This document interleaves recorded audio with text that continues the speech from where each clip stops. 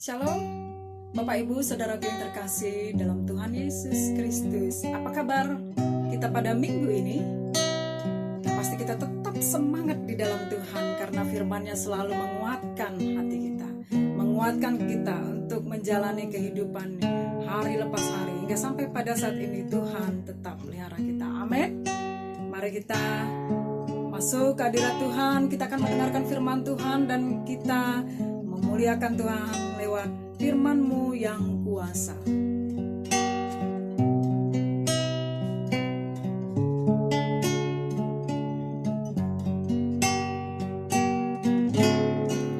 Aku datang dan ku bersujud di hadapan-Mu, ku rasakan indah hadirat-Mu.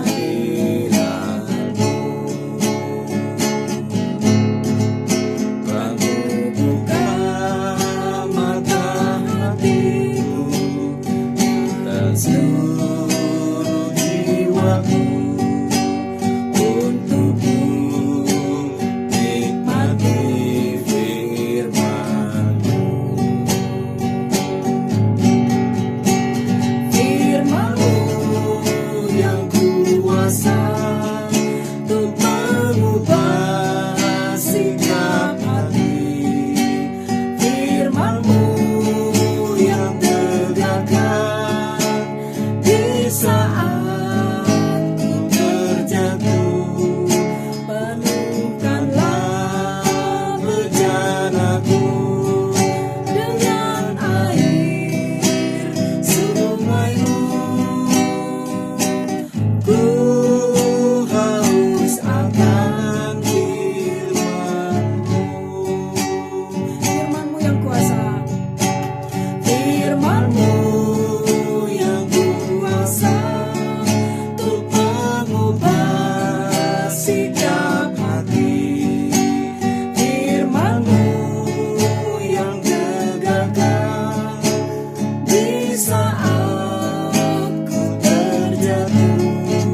Penuhkanlah bejanaku dengan air sungai-Mu. Ku haus akan firman-Mu.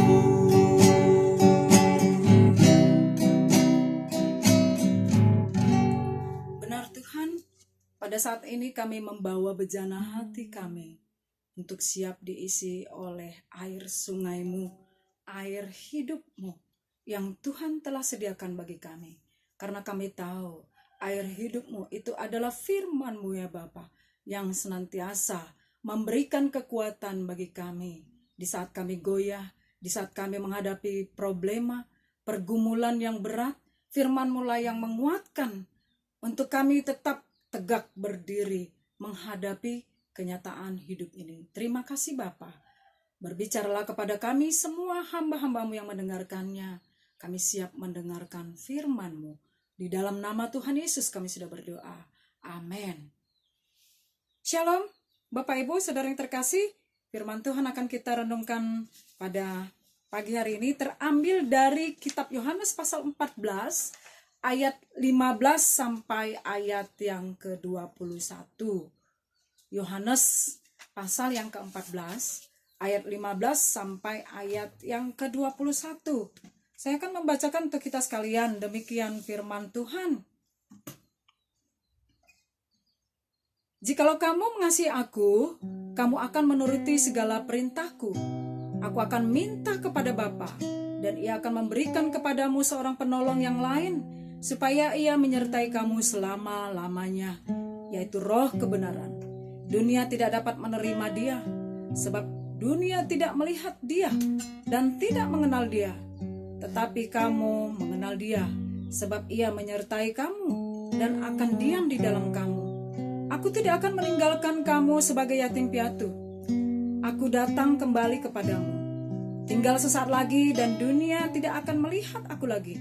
Tetapi kamu melihat aku, sebab aku hidup dan kamu pun akan hidup.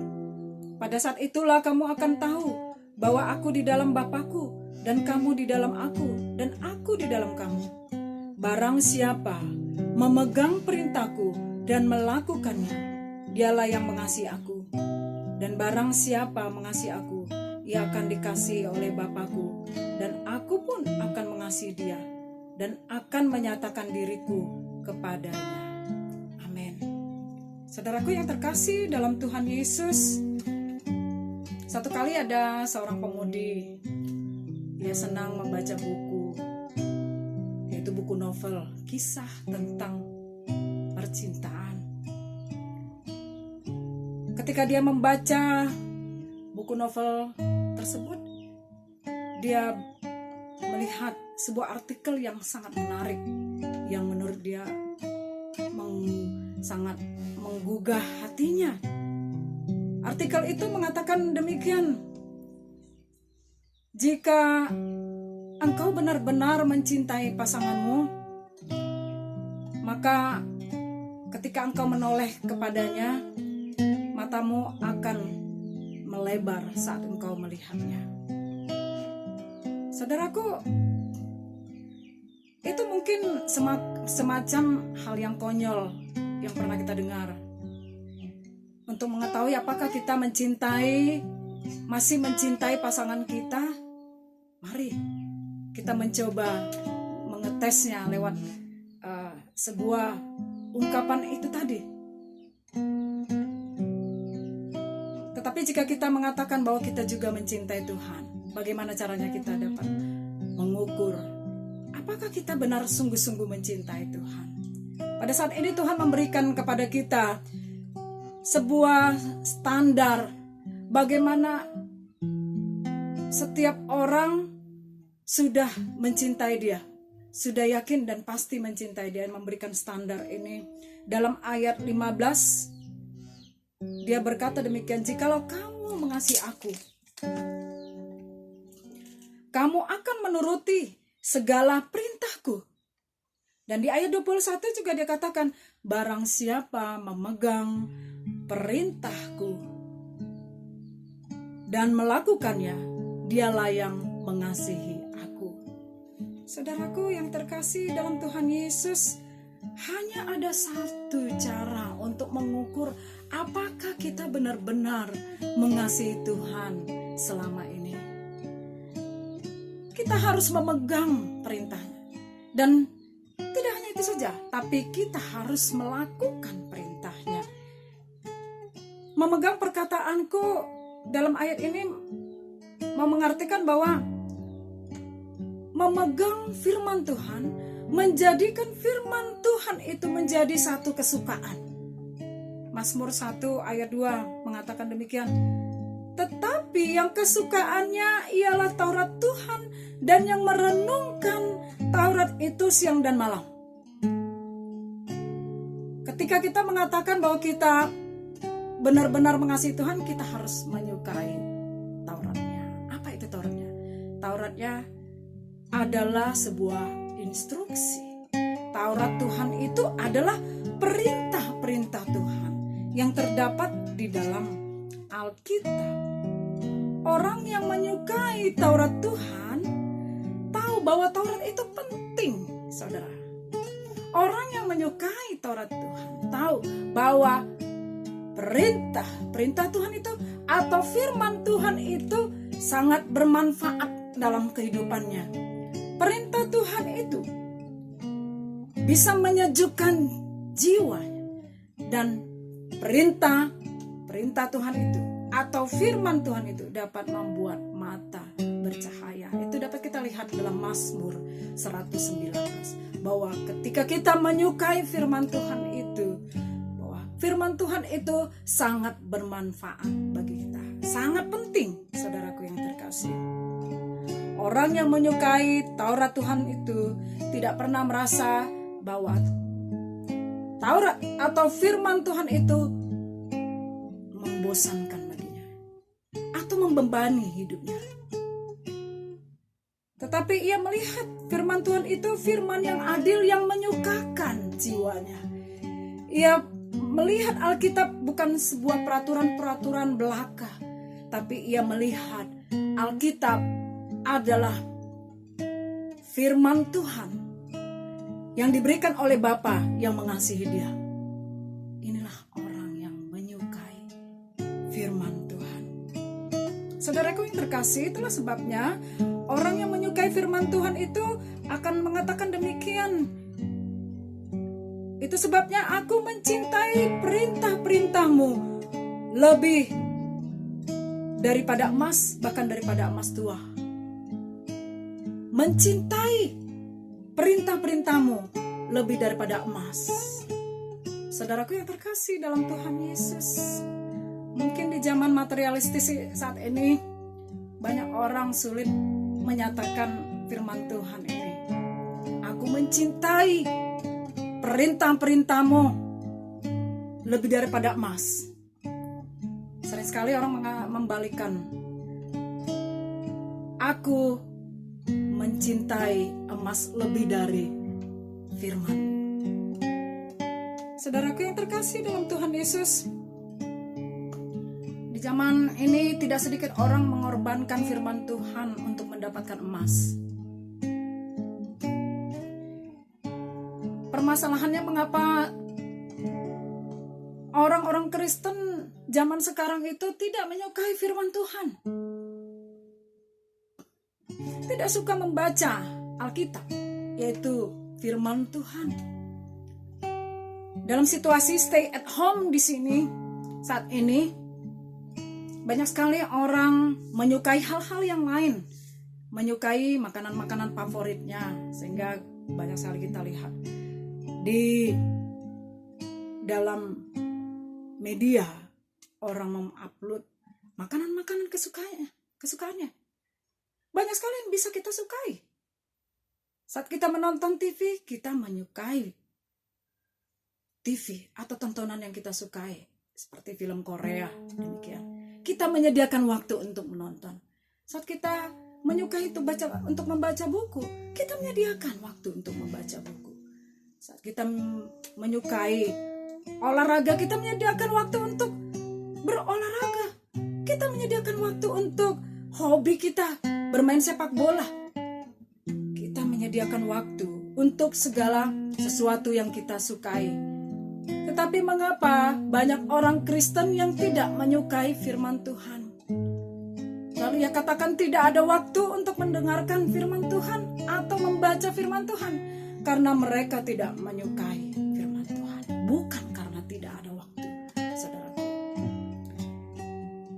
Bapak Ibu Saudara yang terkasih dalam Tuhan Yesus, itu sebabnya kita harus mendoakan diri kita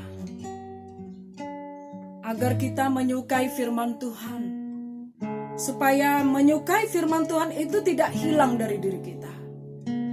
Caranya kita bisa dapat merenungkan apa manfaat firman Tuhan itu dalam diri kita, supaya kita selalu menyukai firman Tuhan. Saya menganalogikan firman Tuhan itu seperti kita memakan sebuah vitamin, saudara.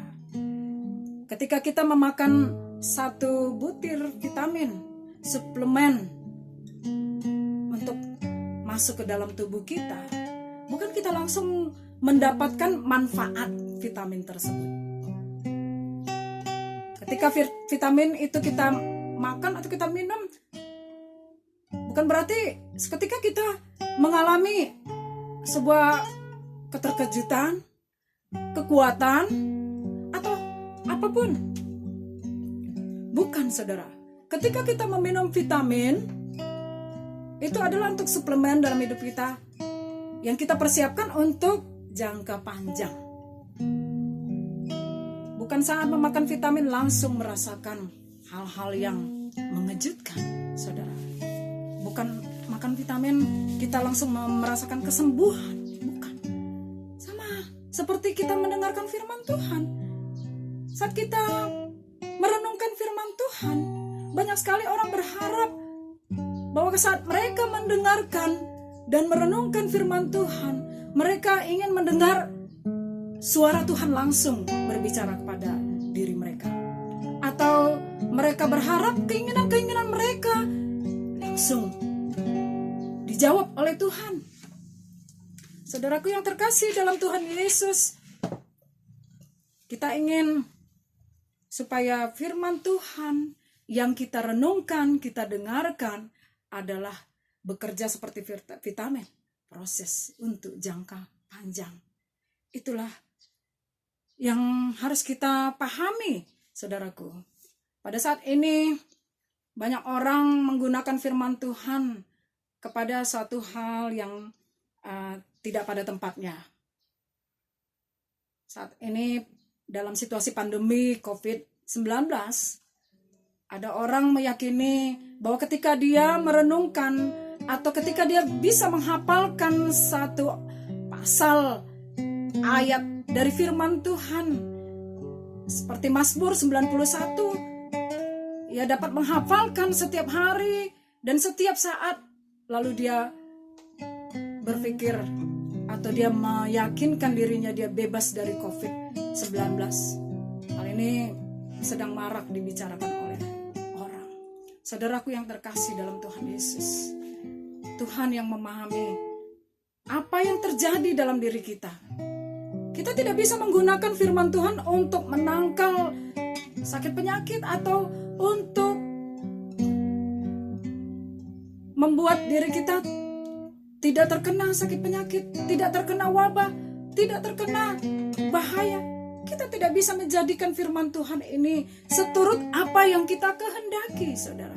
Kalau kita menggunakan firman Tuhan ini sesuai dengan apa yang kita kehendaki, hati-hati, secara tidak sadar kita sudah mencobai Tuhan. Saudaraku yang terkasih, umur kita adalah di tangan Tuhan. Ia yang memiliki hidup kita, saudara. Oleh sebab itu, sama seperti vitamin, firman Tuhan itu bekerja dalam jangka waktu yang panjang. Ia akan memberikan kekuatan bagi kita, penghiburan bagi kita. Dan firman Tuhan itu memberi makanan rohani dalam diri kita. Seperti Yesus berkata, jika kamu mencintai aku, kau harus mematuhi perintah-perintahku.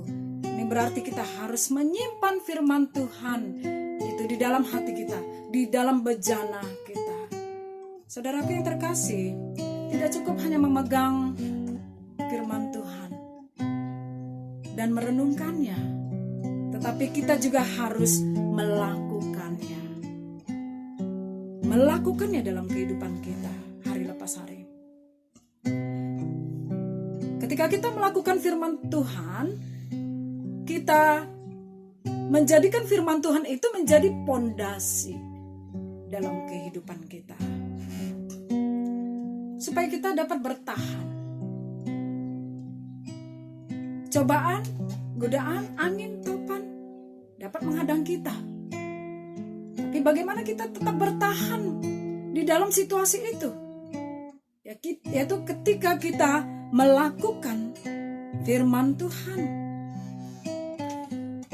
Seperti firman Tuhan mengatakan, langit dan bumi akan berlalu, tetapi perkataanku tidak akan berlalu. Firman Tuhan itu adalah menjadi pondasi dalam hidup kita, dalam rumah tangga kita. Saudaraku, rumah tangga apa yang kita bangun pada saat ini? Adakah rumah tangga yang dimana pondasinya adalah firman Tuhan? Kalau kita membangun rumah tangga di atas pondasi di mana kita berdiri, yaitu firman Tuhan, maka anak-anak, seluruh keturunan kita, seluruh keluarga kita akan membawa ini dalam kehidupan mereka sampai selama-lamanya, saudara. Mari kita bangun rumah tangga kita di atas pondasi firman Tuhan. Saudaraku yang terkasih dalam Tuhan Yesus, kita selalu dapat berdiri di atas pondasi kita yang kokoh, yaitu firman Tuhan. Seperti apa yang disaksikan oleh Mitchell Gonzalez di sini, dia katakan demikian. Saya melihat putri saya berumur 2 tahun, Natalie namanya. Ia membawa Alkitab saya dengan menyeret-nyeretnya, yaitu memegang pita pembatas Alkitab itu, ia dapat menyeret-nyeret Alkitab itu dan membawa kemana dia mau. Dan saya mengamat-amatinya ketika dia berhenti di satu tempat di mana dia inginkan, dia meletakkan Alkitab itu dan dia berdiri di atas Alkitab itu untuk meraih sesuatu yang dia ingin jangkau dari satu meja, dan ia mendapatkannya. Hal ini membuat satu pelajaran di dalam diri Michelle Gonzalez. Ia mengatakan seolah-olah Tuhan berbicara kepada dirinya bahwa jika kamu memegang firman-Ku, bawalah firman-Ku itu kemana engkau butuhkan. Dan berdirilah di atasnya. Kamu akan mencapai hal-hal yang tidak dapat kamu raih sebelumnya. Saudaraku, luar biasa, Tuhan menyediakan firman-Nya untuk menjadi pondasi di mana kita tetap berdiri. Mari kita bawa firman Tuhan itu selalu, kemanapun kita pergi. Hal yang sama berlaku juga dengan kita, saudara. Ketika ombak datang menghantam hidup kita, kita selalu dapat berdiri di atas batu karang itu, yaitu firman Tuhan. Kita dapat berdiri di atas firman Tuhan, dan kita harus melakukannya dalam kehidupan kita sehari-hari. Yesus berkata, jika engkau mengasihi aku, jika engkau mencintai aku, engkau harus mematuhi perintah-perintahku dan melakukannya. Ini berarti kita harus berdiri di atas firman Tuhan sebagai pondasi hidup kita, melalui sikap perbuatan kita, melalui apa yang kita lakukan selama ini. Mengasihi Tuhan berarti kita harus memegang perintahnya, menyukai firman Tuhan. Kita harus melakukan firman Tuhan itu siang dan malam dikatakan. Dan pada akhirnya apapun yang kita lakukan, semua kita lakukan di dalam firman Tuhan. Kita harus memperlakukan firman Tuhan itu seperti kita memiliki emas tua yang sangat berharga. Kita harus simpan di dalam hati kita, yaitu bejana kita yang kita siapkan untuk tempat firman Tuhan, untuk tempat Tuhan berbicara di dalam diri kita. Amin. Biarlah kita mencintai Tuhan, memegang perintah-perintahnya dan melakukannya dalam kehidupan kita sehari-hari. Mari kita bersatu dalam doa. Tuhan Bapa kami di sorga, terima kasih untuk firman-Mu yang begitu mengingatkan kami. Apakah pada saat ini kami masih mencintai Engkau ya Bapa? Engkau memberikan standar bagi kami bahwa kasih kami, cinta kami dapat terbukti jika kami dapat memegang perintah-Mu, menyukai firman-Mu dan melakukannya. Oh Bapa di sorga, tidak mudah bagi kami Tuhan, tapi Engkau memberikan kekuatan bagi kami. Roh Kudus-Mu akan menolong kami Tuhan untuk melakukan firman-Mu, mengingatkan kami kembali bahwa Tuhan yang sudah hidup itu hidup di dalam kami. Terima kasih Bapa di sorga, hanya di dalam nama Tuhan Yesus kami sudah berdoa. Amin. Kita akan mengakhiri firman Tuhan ini, ibadah kita, dan meresponi firman Tuhan. Kita naikkan pujian dari Kidung Jemaat nomor 400, Kudaki Jalan Mulia.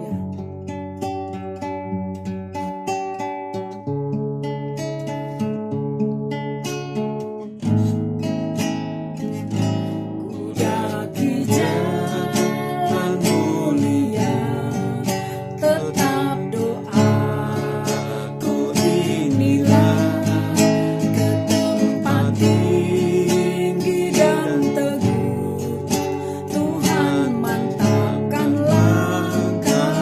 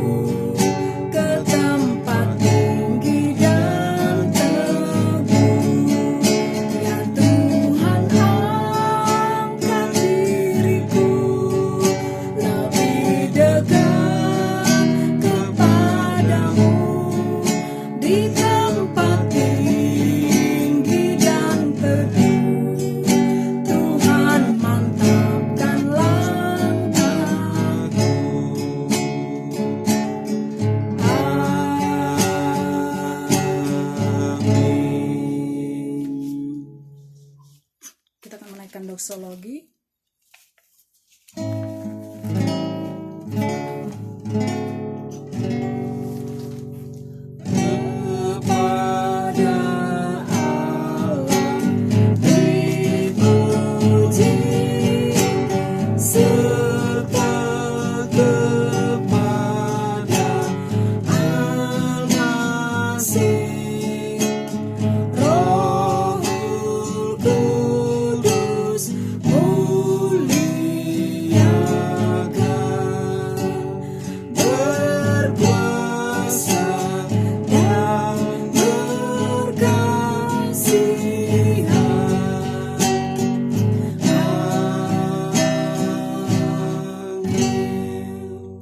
Saudaraku, mari kita menerima berkat yang daripada Tuhan.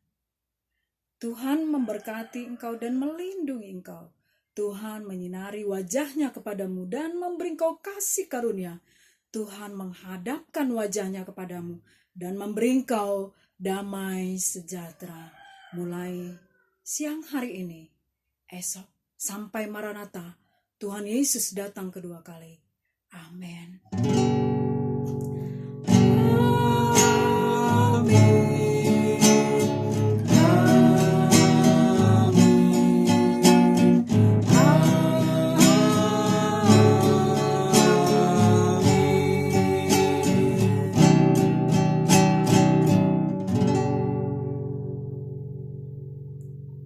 Selamat hari Minggu, Tuhan memberkati kita sekalian. Amin.